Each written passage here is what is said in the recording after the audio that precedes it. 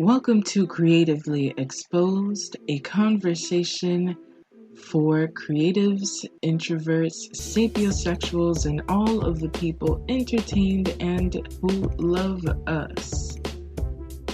I am Liz Flo, the podcast host, poet, writer, and overall Afro-Caribbean Latina creative. I know that is a mouthful, but welcome to the show.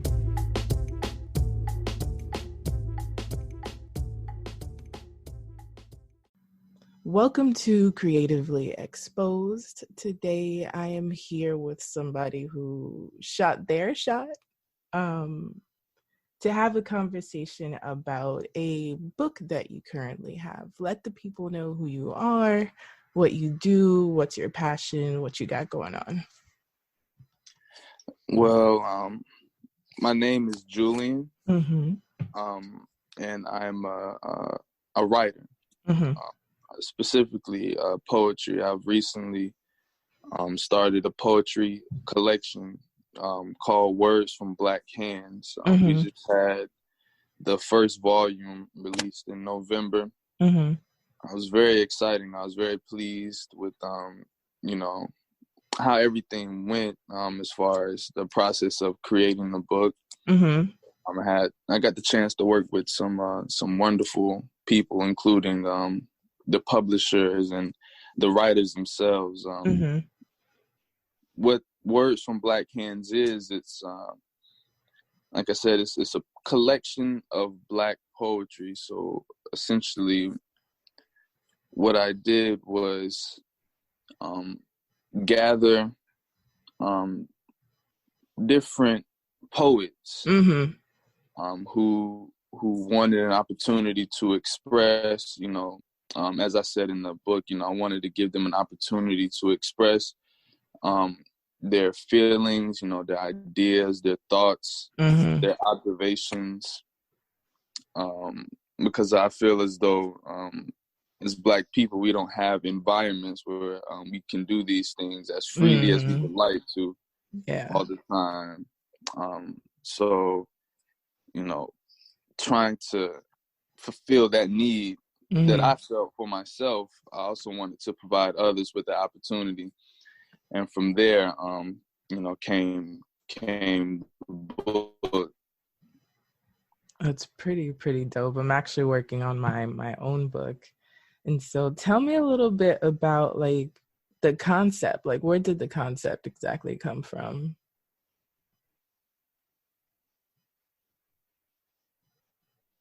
The concept of For the having book. multiple writers, or okay. Well, I decided that I wanted to do the book around the fall of 2018. I had just gotten back from I had just gotten back to Georgia from Hawaii. That's where I was for quite some time before that. Okay. So I got back to Georgia, and I was trying to figure out, what I wanted to pursue next. Okay. And what I wanted to try to what direction I wanted to try to move in. And I had been studying poetry for some time at that point. Okay. So it was already in my heart. And also I had been studying poetry, by that time for maybe a few years. But ever since a child, I was very fascinated. I had a very intimate relationship with, the pleasure that is in words, Yeah. whether it was music or, comedy, all there. So around the fall of 2018, I was trying to figure out exactly what I wanted to do with this new information, essentially. Okay. And like I said, there were things that I was seeing around me, and there was things that I was feeling within myself that I wanted to try to pinpoint using words. Okay. And also by that time too, I had come to realize that it's very important for us to be able to describe and label these observations and these feelings and these things that are going on internally. Yeah. So it was it happened rather quickly, I would say. The decision for me to, okay, I'm going to do this now. It was I honestly I can't say that I was afraid to do it, which it was, I wouldn't say it's strange, but thinking back to the point where I was like, okay, I'm going to make the effort, make the attempt to manifest this thing. It happened. I just dove right into it. I just went for it. It's pretty awesome. Yeah, it was. So was this process of putting this idea and making it into a tangible thing, was the process like a healing process for you as you worked through it? Yeah, definitely. So, because like I said, when we there are things to investigate all internally, and when we don't, sometimes we don't investigate, not because we don't want to, but out of certain things, like out of fear of what we may find, or we don't set aside time in order to investigate, or the outside world is so chaotic and moving so fast that we get caught up in that, so we don't investigate these things, and we get into I say unhealthy patterns. And it starts to take a toll on you mentally, emotionally. So I would say it was definitely a healing process, in that it allowed me a much deeper understanding of who I was, and who I wanted to become. And also, during that investigation process, I was it put me in a position where I was forced to go back into my past and investigate that as well too, because like I said, sometimes we're put in positions where we don't have the time to exactly what you mean. investigate fully as we need to. Really, these things should be habitual, but, right but for one reason or another, we don't do it. Yeah, it's true. So during the process of me going back and investigating and trying to uncover what the things that I'm feeling inside, and the things that I'm observing, and on the outside too, in my experiences, it was definitely, it helped me achieve a purer image of myself. That's beautiful. Yes, it was fantastic. I would say it's fantastic. So it sounds like it was really therapeutic for you to bring this anthology together. Yeah. Yes, it was. And definitely. You mentioned comedy. So do you have any other ways of creating besides poetry? You said any other ways of creating, like any other mediums? Okay. Any other mediums?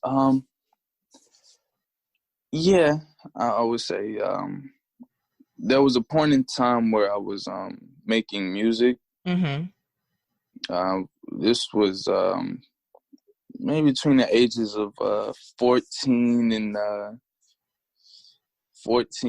18. I was really focused on making music. So during that time, the musical projects that I was releasing were my main focus. And I will say too, a lot of that stemmed from, rap music. The rap music has two main components, being the instrumentals and the words. Right. A lot of my focus during that time was on the instrumentals, and then, but over time, I would say, as I kind of waned out of my focusing only on the instrumentals, listening to the words was brought me into the medium that I'm working in at this point. But I was definitely working with instruments, expressing and creating using that particular medium. And I will also say, prior to that, I love to draw.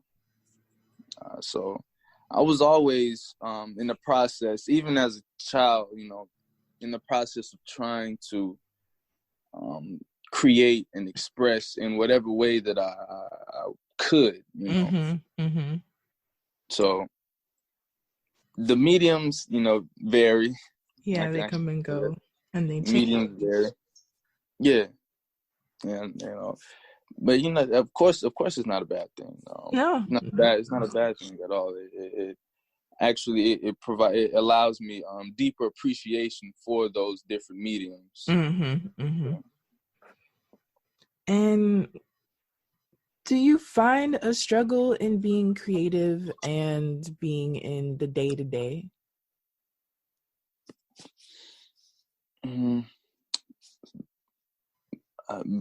Could you the day-to-day? I would say, so are you a full-time creative? Do you also have other jobs, other projects? Other obligations, okay. Sometimes, other obligations do kind of interfere. But, I consider those things to be just quite natural. In my day-to-day life, I spend a lot of time observing. So even when I'm not, writing things out, or even when I wasn't exactly drawing things or thinking of music, whether I'm at school or at work or, handling other responsibilities, being observant allows me, and I would also say, other artists too, being observant allows you to, be creative in your head, even though you're not particularly, immediately using it and transforming it into art in that moment in time. Yeah, you're speaking my language, so I'm right there with you. But I would say in my day-to-day, it's full of beauty everywhere that I go. I feel like I can honestly, give that answer. And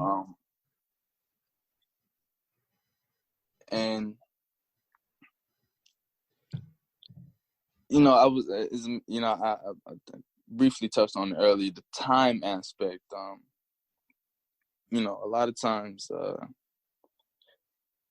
unless we are making an extreme amount of income off of the art that is being created, right, you are put in the position where you have to, perhaps take on another job or other obligations until you can get to that point. Right. but even still, you know, even during